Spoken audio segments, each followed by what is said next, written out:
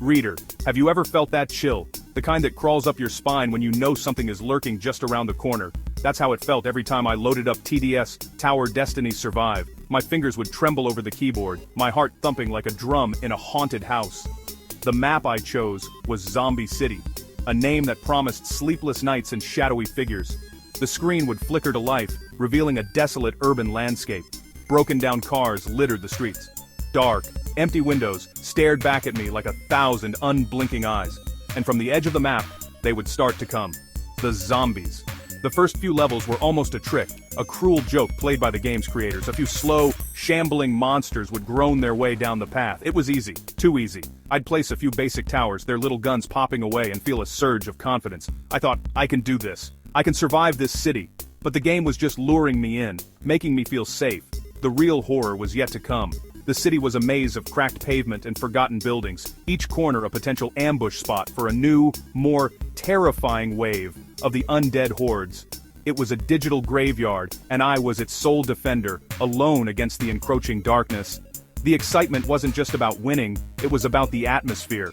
The eerie silence between waves, punctuated only by the distant moan of a zombie you couldn't see yet. The way the streetlights would flicker, casting long dancing shadows that looked like grasping hands reaching out for my towers. I would lean closer to my screen, my breath held tight in my chest, waiting for the next onslaught. Each new level brought a fresh wave of dread and a twisted sort of glee. It was a thrill, like riding a roller coaster through a graveyard at midnight.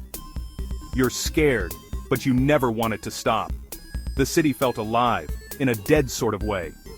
I poured hours into Zombie City, learning its secrets. I knew which corner was the deadliest, where the fast runners would first appear, and the perfect spot to place my most powerful defenses to catch the giant, lumbering boss zombies. The game became my own personal horror story, and I was the main character, fighting for survival, one level at a time. The city wasn't just a map, it was a character in my tale, a silent, menacing antagonist that threw its undead children at me. I was hooked, caught in its spooky web, and I couldn't imagine ever wanting to escape its creepy, pixelated clutches. The zombies were coming and I was ready for them, or so I thought. The journey from level 1 to 100 was a slow descent into madness. The early fun turned into a frantic struggle. Around level 20, the game stopped playing nice. New monsters appeared, creatures I had only seen in nightmares. There were the fast ones, zipping past my defenses, like skeletal sprinters. Then came the stealthy ones, invisible to my basic towers, slipping through my lines like ghosts. I had to adapt, to think, to plan. My simple strategies were no longer enough. The city's true, monstrous face was revealing itself. And it was uglier and more terrifying than I could have ever imagined. Each victory was a breath of air before being plunged back underwater. I remember the thrill of unlocking a new, powerful tower. It felt like finding a magical weapon in a cursed tomb. The rocket launcher that could obliterate clumps of zombies in a fiery explosion. The freeze tower that coated the streets in ice, slowing the relentless march of the dead. These were my tools, my only hope against the growing tide. But with each new weapon I gained, the game would unleash a new horror. Giant, hulking brutes that could smash my towers to bits. Bosses with so much health they seemed invincible, their monstrous forms filling my entire screen. It was a constant, terrifying arms race against the forces of darkness. The middle levels, from 40 to 80, were a blur of flashing lights and desperate clicks. My fingers would fly across the keyboard, upgrading towers, selling old ones, and placing new defenses just in the nick of time. Sometimes, a single zombie would slip past. Just one. It would shamble toward my base, and my health bar would dip. A warning. A threat. Failure was always just one mistake away. These were the moments that made my heart pound the hardest, the near misses that left me sweating and breathless. The fun was now mixed with genuine fear.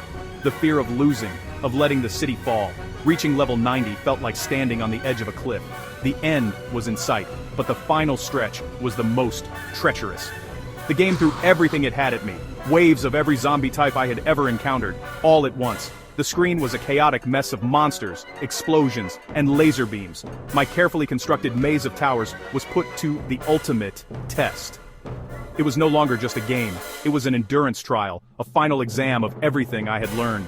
The city was making its last stand, and the air in my room felt thick with tension as I faced the final terrifying waves. And then, there it was. Level 100. The final wave.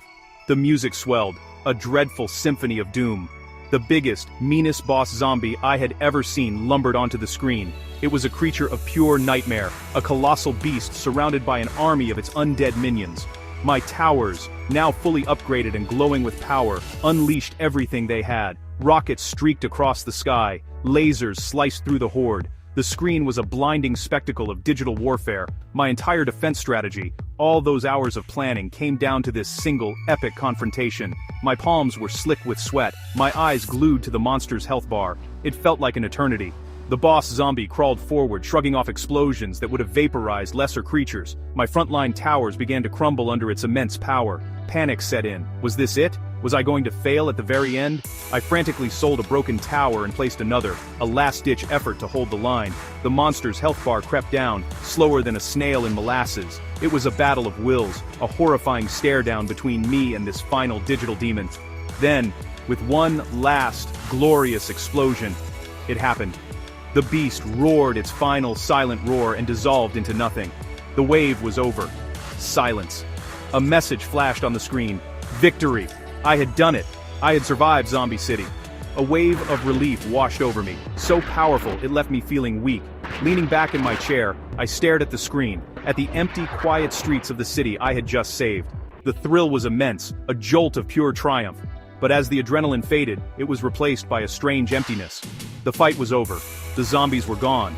There were no more levels to beat, no more towers to unlock. The haunted city was finally at peace, and my long, terrifying watch had ended. The silence felt louder than any explosion. That night, I celebrated my 30th birthday. As I blew out the candles, I thought about that victory screen. I had conquered the game, but what now? I had spent countless nights fighting imaginary monsters. Turning 30 felt like reaching a different kind of level 100, a milestone. It was a sign, a spooky premonition perhaps. The game was over. It was time to log off for good. It was time to say goodbye to Zombie City and its ghouls. The thrill was gone, replaced by the quiet realization that my greatest adventures shouldn't be confined to a computer screen. It was time to face a new kind of world. The real world can be scarier than any video game, can it? Instead of zombies, there are other challenges. Loneliness, the search for connection. After turning 30 and saying farewell to my digital battles, I realized my next adventure wasn't on a haunted map. It was out there in Nutsarmasanakun Sindur Denna. Suffer Mysos and Natsurulasa world of people. I decided to trade my tower defense strategies for something completely new, something that promised a different kind of thrill online polyamory dating and chats. It sounded mysterious, a whole new world with its own rules, its own monsters, and its own incredible treasures to be found. A new quest was beginning. Just like starting TDS on level 1, this felt like stepping into the unknown.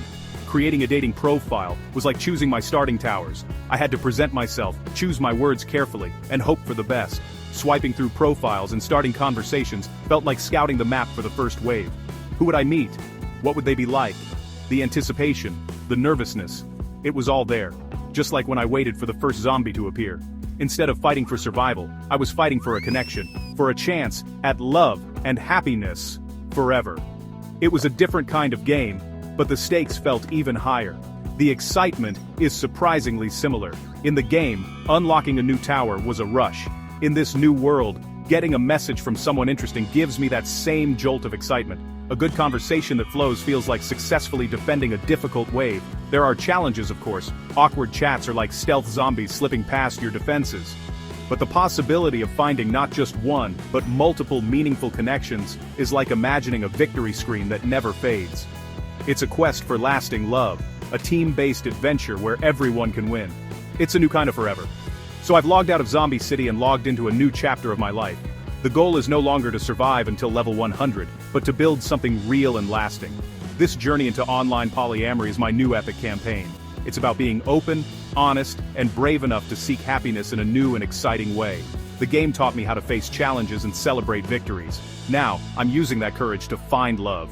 Reader, beware. You're in for a scare, but sometimes the scariest adventures are the ones that lead to the happiest endings. My new game has just begun.